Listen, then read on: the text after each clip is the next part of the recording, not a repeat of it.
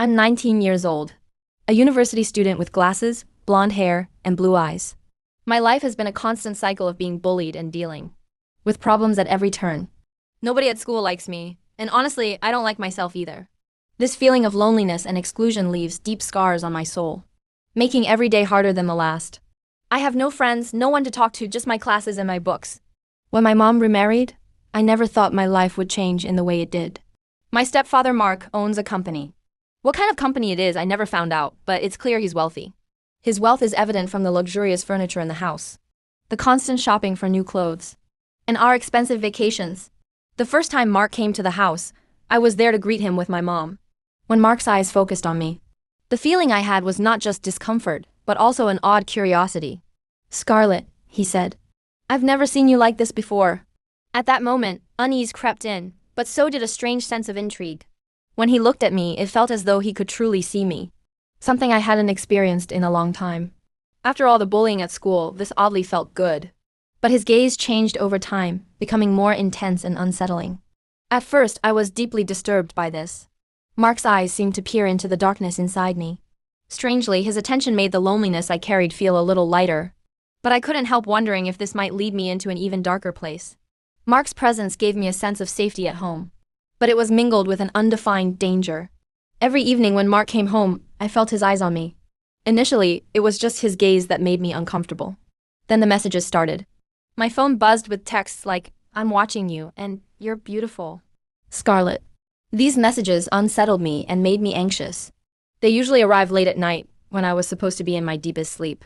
Yet, after days of bullying at school, these messages oddly made me feel special.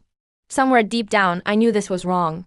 But since I was unloved by the outside world, perhaps this small, distorted attention was what I craved. Mark's messages became a lifeline of sorts. Despite thinking, "This is wrong," a part of me yearned for this attention. The messages made me feel valued, like someone noticed I existed. But was this recognition healthy? At night, as I lay in bed, I would read his messages over and over. Each time I did, a mix of fear and excitement coursed through me. Perhaps this was the result of my loneliness, a hunger for any kind of affection, no matter how misguided. But where would this affection lead me? Mark's texts felt like an escape from the bullying I endured during the day. But was it truly an escape or just another prison? Every evening when Mark came home, he started finding opportunities to touch me. "This is wrong," I would tell him, but my voice was weak, my protests feeble. We weren't biologically related, and no one else in my life showed me love. Could this be some twisted version of love? Mark's touches scared me, yet somehow made me feel seen and wanted. A part of me started to find this wrongness oddly appealing. His behavior both disgusted and intrigued me. While my mind screamed, "This is wrong," another part questioned, "But is it really?" I began measuring my worth by the attention Mark gave me. Each touch made my feelings more complicated. Around him, I felt both powerful and fragile.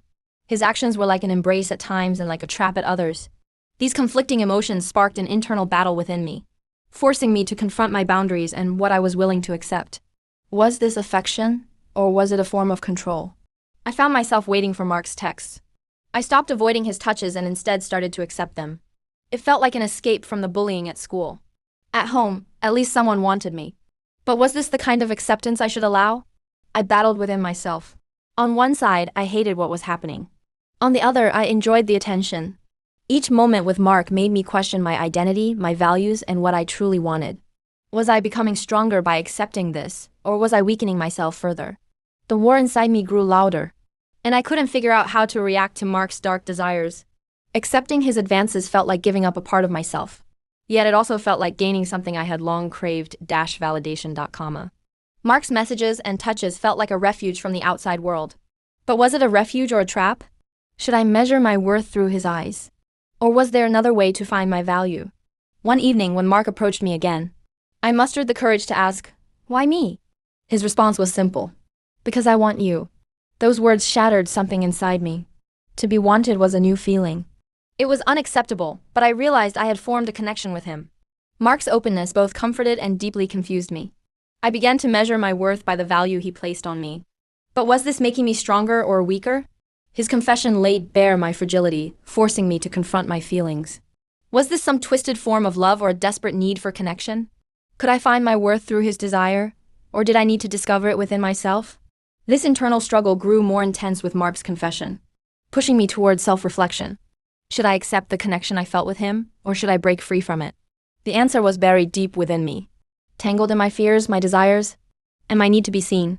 Was I the person he wanted me to be, or should I redefine my own sense of self-worth? This conflict sent me on a journey of self-discovery, one that would force me to choose between submission and self-liberation. After Mark's confession, his pull over me grew even stronger. His candor forced me into deep introspection, while also heightening the allure of being by his side. I started rejecting his touches and messages less and less. His desire felt like an antidote to my loneliness and exclusion. But was this antidote making me stronger or weaker? This inner conflict constantly pushed me to question myself. While I felt less alone in his presence, where was this feeling leading me? Was this dark attraction restricting my freedom or offering me a new kind of liberation? Our secret encounters began when my mother was at work, leaving us alone at home. I spent more and more time with Mark. These meetings were awkward and unsettling at first. But over time, every moment I spent with him became a kind of refuge. Talking to him and being with him helped me escape the bullying I faced at school. But these secret encounters also made me feel like a criminal. Amid this confusion, I found myself torn between accepting the value Mark seemed to place on me and preserving my own sense of self-worth. This internal battle made me question my identity and what I truly wanted. I was caught in an emotional dilemma. Every moment I spent with Mark left me feeling more conflicted. While I felt valued in his presence, I also knew this value was based on something fundamentally wrong. A war raged inside me. This strange attraction to him made me question my own principles. Was I still measuring my worth through Mark's attention? Or was I trying to discover it within myself? This emotional dilemma led me on an internal journey, but where would it end? One day I saw Mark's true colors. His interest in me wasn't just about wanting me. It was about control and manipulation. This realization shook me to my core. Every moment I spent with him had distanced me from myself, shaping me into what he wanted me to be. This understanding created a conflict within me. I wanted to sever the bond we shared, but I also couldn't let go of the illusion of safety he had brought me. Seeing his true colors forced me to rethink my own value and independence. Eventually, it was time to be honest with myself. The value Mark placed on me wasn't real. It was merely a tool for him to control me. I had to find my worth within myself. Breaking away from Mark facing my loneliness and pain was the path to true freedom. This realization brought about a process of rebirth, rediscovering my identity and self-worth.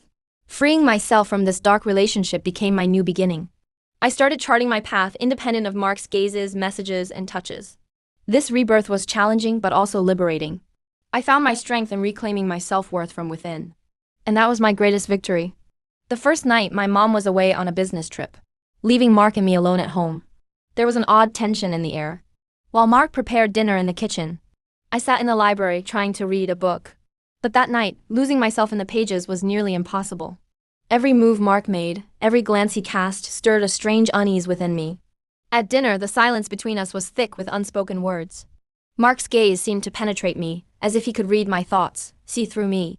Those looks gave me chills, making me uneasy. He would touch me subtly, his hand brushing my wrist across the table, his fingers adjusting my hair. These touches felt like gestures of affection. Yet there was an undercurrent of menace to them. Later, he suggested we watch a movie together. As the film progressed, the distance between us on the couch seemed to shrink, creating a peculiar kind of tension. Though it never escalated into anything overt, each touch and every lingering look left me teetering between curiosity and fear, wondering what might come next. As the days passed, Mark's games with me became increasingly intricate. One morning, I woke up to find him in my room. "Breakfast is ready," he said. But there was a possessive undertone in his voice. Something stirred inside me, fear mixed with a strange excitement. At the breakfast table, I could feel his eyes on me, watching my every bite, every movement, as if I were performing for him. Then he handed me a gift, a small, delicate necklace. The gesture filled me with conflicting emotions. It was both endearing and unsettling. This token of his felt like a gift, but also like a debt I now owed. Later that day, while working in the garden, Mark approached me, taking my hand. "This is just for you," he said. His touch sent a shiver down my spine, evoking both fear and an inexplicable pull. On the edge of our shared innocence, every move Mark made dragged me into an inner conflict, leaving me torn between resistance and attraction. Mark's presence made every moment in the house feel more charged with tension. One evening, when my mom came home earlier than expected, I found myself struggling to act normal around him. Mark smiled at me, but there was something chilling in that smile. As he interacted with my mom, he found subtle ways to touch me, placing his hand on my waist, tucking my hair behind my ear. After my mom left the room, Mark's demeanor shifted. His gaze hardened, silently reminding me that this game was just between the two of us. Later that night, as I sat alone in my room, he knocked on the door. "Good night, Scarlett," he said, but his voice carried a hint of threat. As I shut the door, the silence he left behind pressed down on me like a heavy weight. Mark's silent threats pushed me deeper into my own internal turmoil. Each glance, every touch, carried a tension that never quite materialized into action. It left me feeling fragile and on edge, as though trapped in a game I couldn't escape. My mom was out of town again, and Mark and I were alone at home. After dinner, we decided to watch a movie in the living room. As the film progressed into a romantic scene, the tension between us grew. Just when I thought Mark had stopped watching me and focused on the movie, he placed his hand on my shoulder. At first, I was tense, but then I realized that his touch somehow calmed me. Towards the end of the movie, Mark suddenly turned to me and locked his eyes onto mine. "Scarlett," he said, "you need to know how special you are to me." At that moment, my heart raced as Mark leaned in closer to my face. I froze. When our lips met, I almost pulled back in surprise. But then I felt how the kiss enveloped me. Mark's lips were warm and soft, and somewhere deep inside, I realized I enjoyed the moment. The kiss was brief, but its effect would last a long time. That night, as I lay in bed, the moment replayed in my mind over and over. At first, Mark kissing me had felt wrong. But now I felt a strange sense of satisfaction. Was this satisfaction scaring me, or was it making me happy? I wasn't sure. Throughout the night, I could still feel the warmth of his lips. The next morning, when I locked eyes with Mark at the breakfast table, I felt a wave of excitement. As we talked, I realized that the feelings the kiss had stirred within me made me find him even more attractive.